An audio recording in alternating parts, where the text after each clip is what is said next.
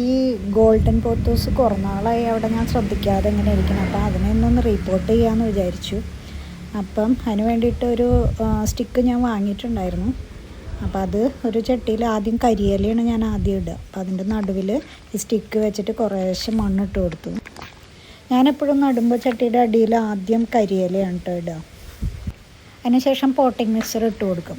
അപ്പോൾ പോട്ടിംഗ് മിക്സ്ചറായിട്ട് ഞാൻ ചുമന്ന മണ്ണും പിന്നെ ചകിരിച്ചോറും ചാണകപ്പൊടി അതെല്ലാം കൂടി മിക്സ് ചെയ്ത് ഓൾറെഡി വെച്ചിട്ടുണ്ടായിരുന്നു. അപ്പോൾ ആ മണ്ണാണ് ഞാൻ ഇതിലേക്ക് ഇട്ട് കൊടുക്കുന്നത്.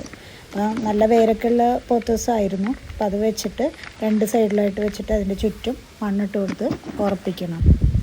മണ്ണിൽ ചകിരിച്ചോറും ചാണകപ്പൊടി മാത്രമല്ല കേട്ടോ, പൈപ്പ് കമ്പോസ്റ്റ് ഞാനിവിടെ ഉണ്ടാക്കുന്നുണ്ട്. അപ്പോൾ അത് ഉണങ്ങി നല്ല വളമായിട്ട് ഉള്ള ഒരു സംഭവമാണ് ഈ പൈപ്പ് കമ്പോസ്റ്റ്. അപ്പോൾ അതും അത് മണ്ണിൽ ആഡ് ചെയ്ത് കൊടുത്തിട്ടുണ്ട്.